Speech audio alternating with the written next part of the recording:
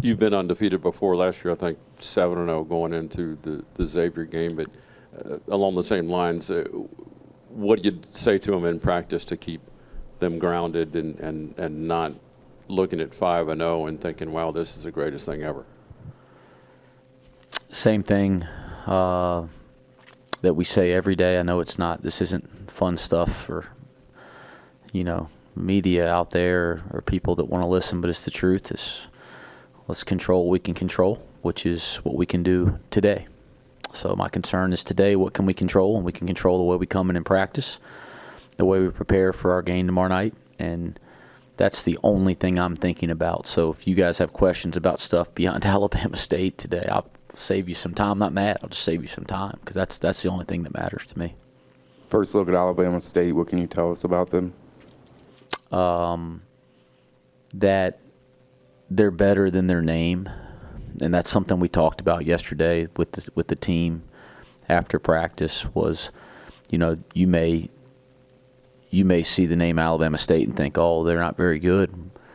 They just won 2 of their last 3 Division I games on the road or in a neutral environment. They're a good basketball team. They have really good players. They're really well organized and coached, and we better be ready to play basketball. And I don't have this team hasn't given me a reason to be concerned about that. But again, we have to have a good practice today. Jizzel has 10 straight games double figures. His assist numbers are starting to go up. What does it say about him that despite the increased pressure of that lead guard position, he's just continuing to work and produce like you expect him to? Yeah, I think with Jizzel, it's just about the work. It's been so consistent. Again, when we recruited him, we saw talent and we saw characteristics. So we're not surprised. That's what you're seeing, and what you'll continue to see is what our vision has always been and our belief. But what brings that to life is his everyday work and approach. And it's been consistent since he got here, and it's still consistent. He's as much of an everyday guy to this point in his career as I've ever been around. And from my experience in college basketball, those guys just keep getting better and better, and that's my expectation for Jizzel. Alabama State's averaging roughly over 80, and they're getting up and down quite a bit. Is it fair to say you're going to see a decent amount of three-point shots? It looks like they have some decent guards. They have a lot of shooting, really, really good guard play. Transition defense will be a big key. Like you said, they're playing fast. They can put runs on you in a hurry because of how many guys they have that can shoot it and how many guys can make plays off the bounce. They shoot it in their front court. I mean, there's a ton of respect right here for everybody on our schedule, and Alabama State is a team that's going to compete to win their league, a team that you guys could see in your brackets in the NCAA tournament. I think they have a very good chance to do that with what I've watched on tape the last 48 hours. So, yeah, I can tell you this, as a staff, we're not taking them lightly at all. I would expect our team to be the same way. You mentioned last week, Wes, that Dan was going to be maybe doing some light stuff on the court this week. Do you just have any update on his status heading into as things progress, the week-by-week kind of thing? Sure. Yeah, Dan shot for the first time.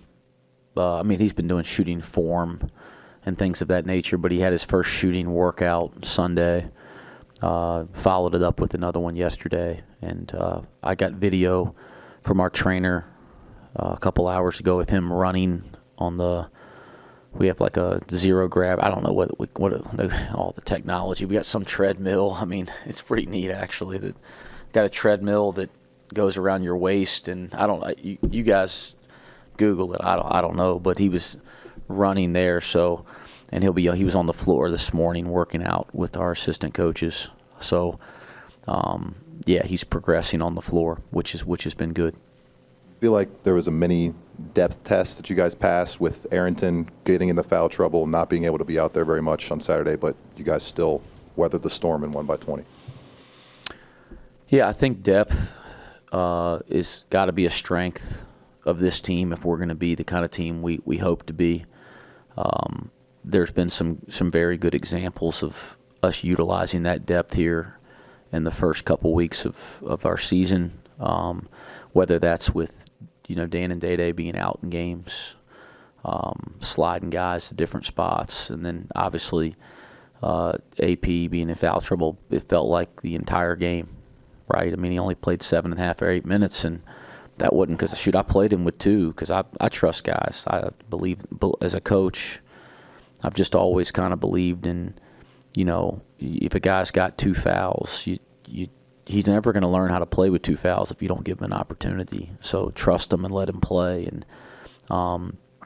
And so he got that third right away. He looked at me like, "Why am I coming out so fast?" I said, "You got 3."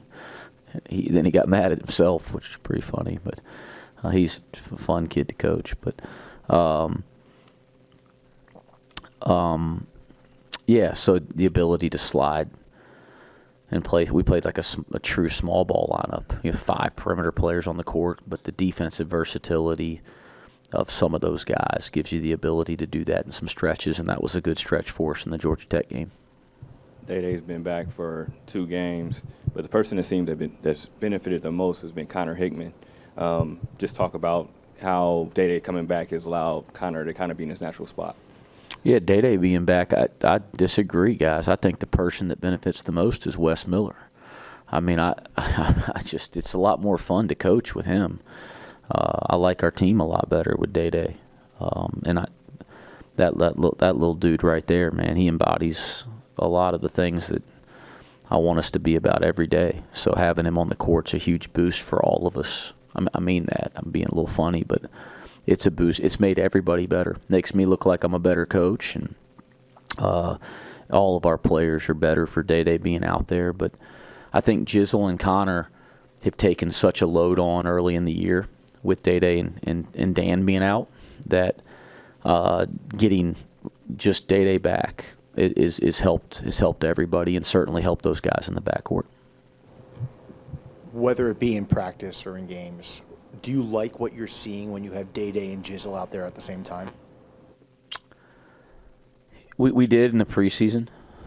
We haven't had a lot of opportunity to work at that in practice because DayDay, I mean, he's barely been practicing, right? But they are getting some reps in practice when they have opportunity. It's not a lot. And then we had segments in the Georgia Tech game. It's the first time since DayDay's been held out that we've gotten like extended minutes, even in considering practice, going back to the practice time of those 2 together. But they did that last year in the second half of league play. And I don't think that's for either one of them a difficult adjustment, but yeah, I expect those 2 to be able to play together all year. Just one more about with Alabama State. You talked about how they're shooting, they can get up and down the floor. How does that prepare you for teams that you're going to see in league play? Yeah, I feel like everything you go through in your non-conference is something that can prepare you for what you're going to go through in league play. I mean, everything, right? I haven't done in the last 2 or 3 weeks, I haven't been able to do deep dives on our conference opponents and styles of play. I certainly do that in the off season, and our assistants that have different scouts are paying attention to those guys. But personally, I'm just try to lock in as a head coach to the next game. So to say, hey, that Alabama State's going to help us prepare for this team, I'm probably not the best guy to ask that question to today. But what I do know is that everything we go through in games right now, and I hope we don't have any bad stuff, right? But even the bad stuff, it's all opportunity to learn, opportunity to grow, opportunity to prepare for what's ahead of us. And that this game will be no different. Thanksgiving week's usually a time for all of the national MTVs and Thanksgiving tournaments. Do you have a preference on playing a local MTV versus being involved in like a Maui or one of these other big weekly tournaments? Yeah, guys, it's a good question. I'm like the rest of you guys. I mean, 2 years ago we were in Maui, and that's so neat, and to be in that field, and I'd love to be there with this team right now. That type of thing. I mean, I'm a competitor. Our players are competitors. I think it's not that we don't want to be in those events, and there's a bunch of great events, and we're trying to figure that out for next year. Right now, actually, we've been talking to a lot of the people that run those types. I'm not going to give you the specific names, but those types of those premier events, and I would be surprised if we're in one next year. The reason we haven't been the last 2 years is not really preference as much as we've just been going through a ton of transition here for a long time, guys. I mean, it's been transition on top of transition on top of transition. So whether that's inheriting old contracts, whether that's moving into a new conference, whether it's the conference transitioning into how we do league play. I mean, guys, is it 20 games? Is it 18 games? Do you play games before Christmas? Is it a challenge? Is there an SEC challenge? Is there a Big 12 challenge? I mean, there's been a lot of stuff that's been in limbo because the Big 12's been changing as a league, right? And so that's stuff is coming out, and those are conversations that have been happening since we joined the league. We've inherited contracts. We now are, Big 12, Big East. So there's a lot. There's a lot of reasons that we've had to do some things in scheduling the last 2 years that were completely out of our control. Things are now starting to settle out, and we'll have a little more hand in our own schedule. And so I think things could look a little different the next couple of years. Over these first 5 games, when the team has been able to build a lead, you haven't really seen that run where, maybe it gets up to 14 and the opponent cuts it back to 6 and gives them some momentum. Is that a sign of like the veteran presence of this team so far, that we haven't seen that kind of fall asleep at the wheel for a couple minutes when it feels like things get comfortable? They've been able to keep their foot on the gas? We talk about how we respond a lot. Like how we respond to things is a big, massive piece of what we do here every day and what we try to pride ourselves on. And so that's what we try to work on in practice. It's what we try to demand in games. And I think, our guys embrace that. It doesn't mean we're always going to do it correctly, right? We'll disappoint you at some point. But, no, I mean, we care a lot about how we respond and how quickly we respond to things, good or bad. Tyler, Betsy, you mentioned he's made some freshman mistakes, but did you expect him to come in and shoot the ball that well when you recruited him? I mean, 9 of 16 from threes. Yes. I think Tyler Betsy's terrific. I mean, it's funny. I mean, you can watch Tyler. I told people this when we recruited him. I mean, you can watch Tyler Betsy run up and down the court, anybody, and you can go, man, that dude's pretty special. Like it's pretty easy to see that. Again, my mom, she likes Tyler Betsy. I mean, she knows a little more basketball than I give her credit for. But I mean, like after the Georgia Tech game. Oh yeah, she loves Tyler. She likes anybody can shoot. But like I mean it. I mean, you guys can watch Tyler Betsy, and I know that, you know that, everybody in the world knows that. So there's a lot of people that are Tyler Betsy fans out there. I'm his biggest fan. So yeah, does it surprise me that he's done some nice things? Not at all. And what I'd say that's different between me and you guys is he ain't even shown you guys anything yet. He's just still scratching the surface. His ceiling is so freaking high. He's got a lot more in there right now that nobody's seen. And I'm his biggest fan, so no, there's no surprises there. So you mentioned he still has another level. What are some of the things that you're working on with him to get him to that next step?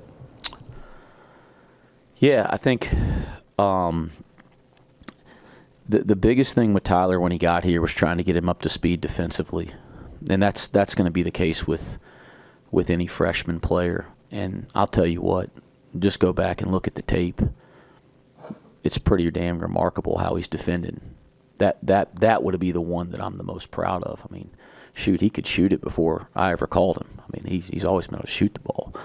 But I mean, look at how hard he's playing. He's defending. He's getting better. Like, his defensive grades are consistently improving each outside competition that we've had. This goes back to our two competitions before regular games started. He's still not there yet. Like, there's still some errors, but there's just like there's less errors every time he takes the floor. It's because he works like crazy at it.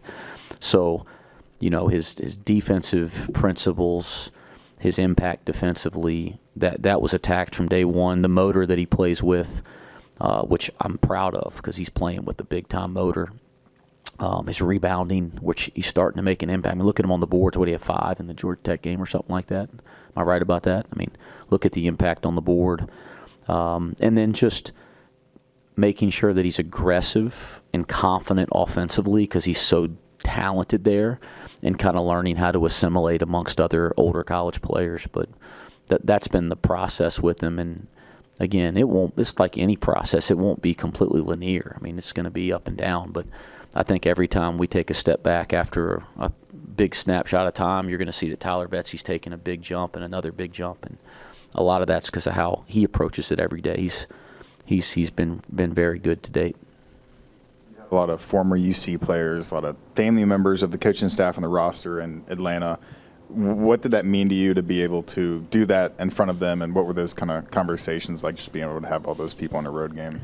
Yeah, the first thing I want to say, man, I'm like getting on the elevator from pregame meal on Saturday morning to go up to my room, get packed up, get dressed for the game. And I get on the elevator, and there's a young couple, in decked out in UC gear. And I went, "You guys here for the game?" And they said, "Yeah." "Oh yeah, we flew in for the game." And you can't, good luck, coach, that type of thing. And I went, "This is awesome."